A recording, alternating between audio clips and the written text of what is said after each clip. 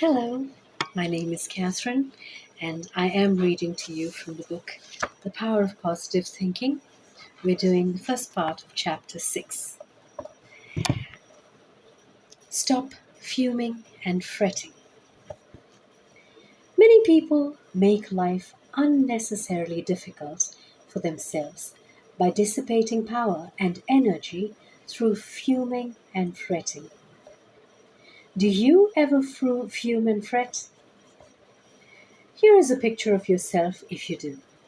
The word fume means to boil up, to blow off, to emit vapor, to be agitated, to be distraught, to seethe.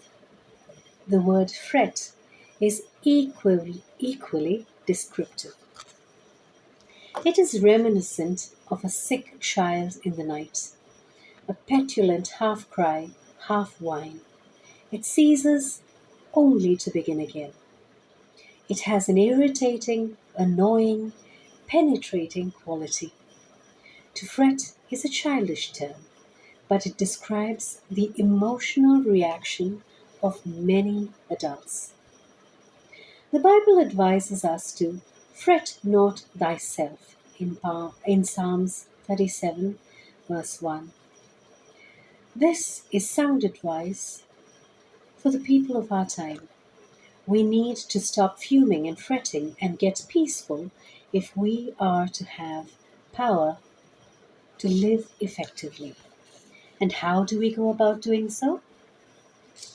At, the first step is to reduce your pace, or at least the tempo of your pace. We do not realize how accelerated the rate of our lives has become, or the speed at which we are driving ourselves. Many people are destroying their physical bodies by this pace. But what is even more tragic, they are tearing their minds and souls to shreds as well. It is possible for a person to live a quiet existence physically and yet maintain a high tempo emotionally. Even an invalid can live at too high a pace from that standpoint. The character of our thoughts determines pace. When the mind goes rushing on pell-mell from one feverish attitude to another, it becomes feverish, and the result is a state bordering on petulance. The pace of modern life must be reduced if we are not to suffer profoundly from its debilitating overstimulation and superexcitement. This overstimulation produces toxic poisons in the body and creates emotional illness. It produces fatigue and a sense of frustration, so that we fume and fret about everything from our personal troubles to the state of the nation and the world. If the effect of this emotional disquiet is so pronounced physically, what must its effect be on the deep inner essence of the personality known as the soul? It is impossible to have peace of soul if the pace is so feverishly accelerated. God won't go that fast. He will not endeavor to keep up with you. He says, in effect, go ahead if you must with this foolish pace, and when you are worn out, I will offer my healing. But I can make your life so rich if you will slow down now and live and move and have your being in me. God moves slowly and with perfect organization. The only wise rate in which to live is God's rate. God gets things done and they are done right, and He does them without hurry. He neither fumes nor frets. He is peaceful and therefore efficient. This same pace is offered to us, Peace I leave with you, my peace I give unto you. In a sense, this is a pathetic generation, especially in the great cities, because of the effect of nervous tension, synthetic excitement, and noise. But the malady extends into the country districts too, also, for the airwaves transmit tension.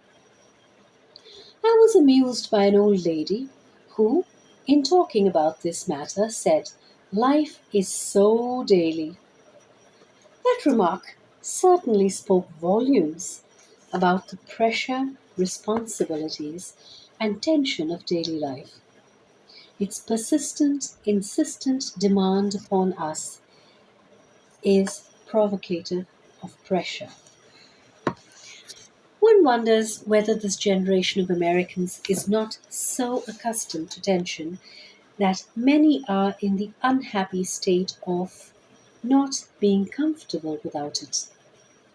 The deep quietness of woods and valleys, so well known to our forefathers, is an unaccustomed state to them.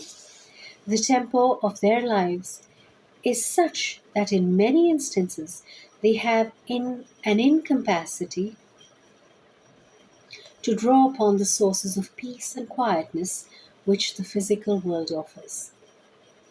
One summer afternoon, my wife and I went for a long walk in the woods. We were stopping at the beautiful lake Mohonk Mountain House, which is set in one of the finest natural parks in America. 7,500 acres of virgin mountainside, in the middle of which is a lake lying like a gem in the forest. The word Mohonk means lake in the sky. Aeons ago, some giant upheaval of the earth cast up these sheer cliffs. You come out of the woods onto some noble and promontory and rest your eyes on great valleys set among hills, rock ribbed and ancient as the sun. These woods, mountains, and valleys constitute what ought to be a sure retreat for every confusion of this world. On this afternoon, as we walked, there was a mixture of summer showers and sunlit hours. We were drenched and started to fret about it a bit because it took the press out of our clothes. Then we told each other that it doesn't hurt a human being to get drenched with clean rain water.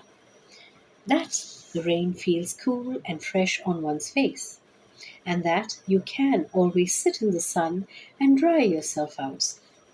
We walked under the trees and talked and then fell silent. We were listening deeply to the quietness. In a strict sense, the woods are never still.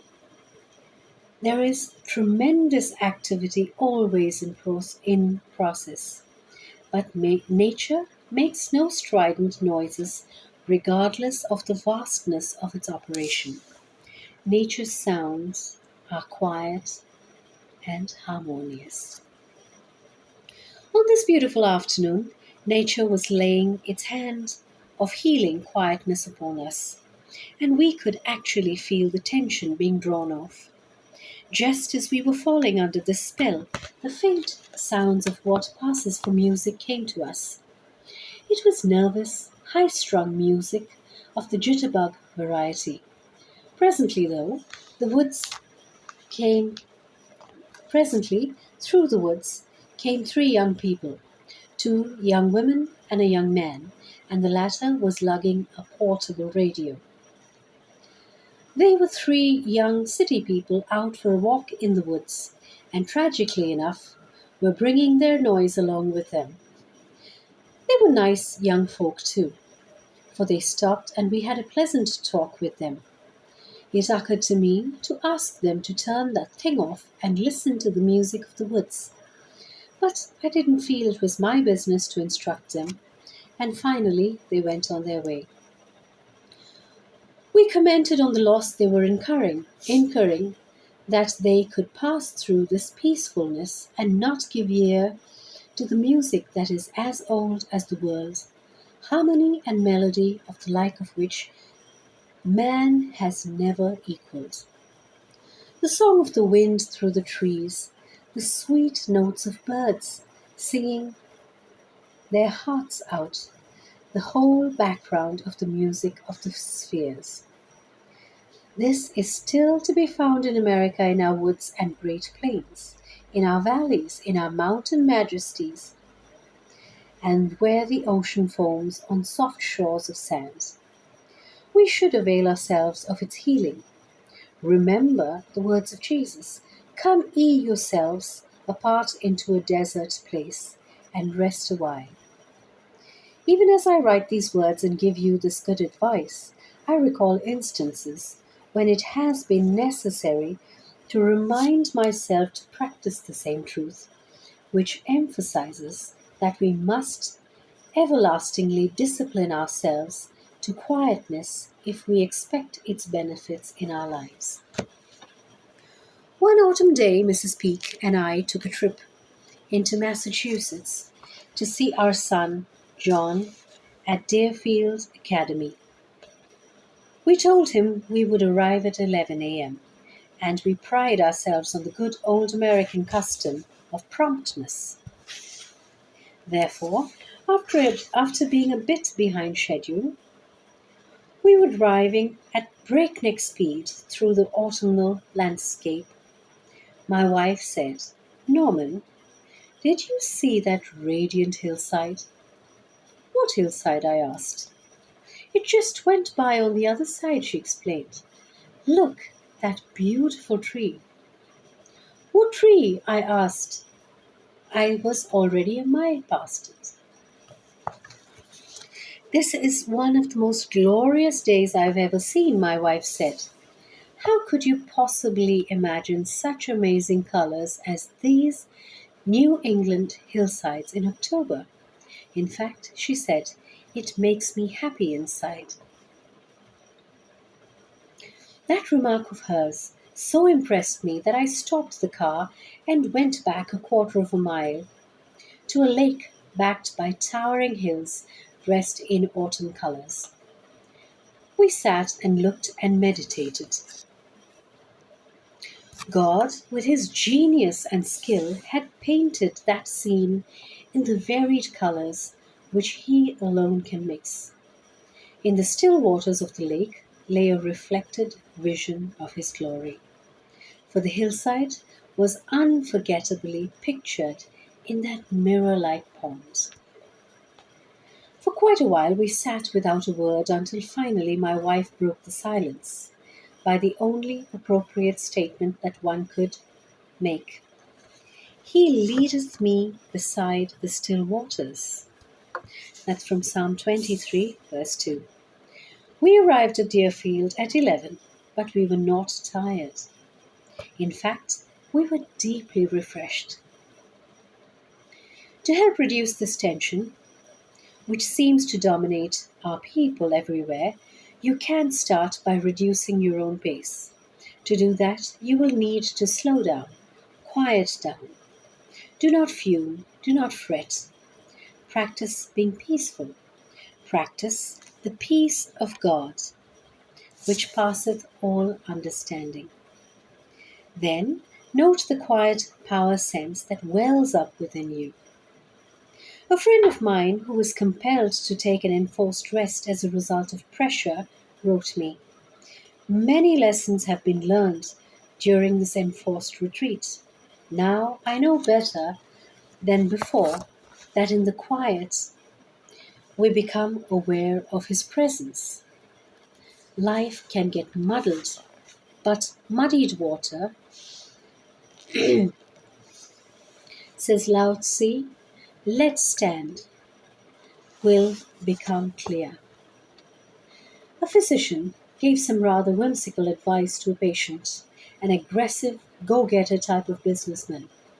Excitedly, he told the doctor what an enormous amount of work he had to do and that he had to get it done right away, quick or else. I take my briefcase home every night, and it's packed with work, he said with nervous inflection. Why do you take work home with you at night? The doctor asked quietly. I have to get it done, he fumed. Cannot someone else do it, or help you with it? Asked the doctor. No, the man snapped. I am the one, I am the only one who can do it.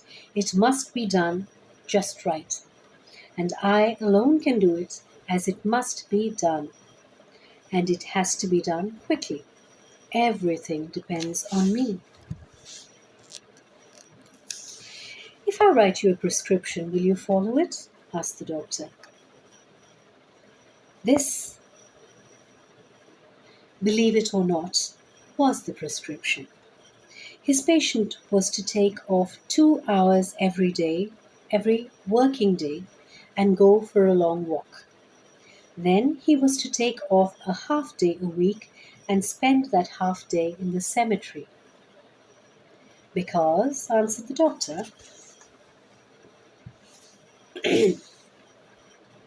I want you to wander around and look at the gravestones of men who were there permanently. I want you to meditate on the fact that many of them are there because they thought, even as you do, that the whole world rested on their shoulders. Meditate on the solemn fact that when you get there permanently, the world will go on just the same, and as important as you are, others will be able to do the work you are now doing. I suggest that you sit on one of those tombstones and repeat this statement. 1,000 years in thy sight are but as yesterday when it is past, and as I watch in the night. This is taken from Psalm 90, verse 4. The patient got the idea. He slowed his pace. He learned to delegate authority. He achieved a proper sense of his own importance. He stopped fuming and fretting. He got peaceful.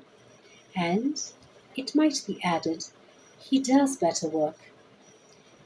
He is developing a more competent organization, and he admits that his business is in much better condition. A prominent manufacturer was afflicted with tension. In fact, he was in a very high strung frame of mind. As he himself described it, he leapt out of bed every morning and immediately got himself into high gear. He was in such a rush and dither that he made his breakfast on soft-boiled eggs because they slid down fast. This hectic pace left him fagged and worn out at about midday. He sank into bed every night exhausted. It so happened that his home is situated in a grove of trees. Very early one morning, unable to sleep, he arose and sat by the window. He became interested in watching a bird emerge from his night's sleep. He noticed that the bird sleeps with his head under his wing. The feathers pulled all around himself. When he awakened, he pulled his bill out from under his feathers, took a sleepy look around, stretched one leg to its full length, meanwhile stretching his wing over the leg until it spread out like a fan. He pulled the leg and wing back, and then repeated the same process with the other leg and wing. Whereupon he put his head down in his feathers again for a delicious little cat nap. Only in this case a bird nap. Then the head came out again. This time the bird looked around eagerly, threw his head back, gave his wings and legs 2 more big stretches. Then he sat. Then he sent up a song, a thrilling, melodic song of praise to the day, wherewith he hopped down off the limb, got himself a drink of cold water, and started looking for food. My high strung friend said to himself, if that's the way the bird gets up, sort of slow and easy like, why wouldn't it be a good method for me to start the day that way? He actually went through the same performance, even to singing, and noticed that the song was an especially beneficial factor, that it was a releasing mechanism. I can't sing, he chuckles, but I practiced sitting quietly in a chair and singing. Mostly I sang hymns and happy songs. Imagine me singing, but I did. My wife thought I was bereft of my senses. The only thing I had on the bird was that I did a little praying too. Then, like the bird, I felt like some food and I wanted a good breakfast, bacon and eggs, and I took my time eating it. After that, I went to work in a released frame of mind. It surely did start me off for the day, minus the tension, and it helped me go through the day in a peaceful and relaxed manner.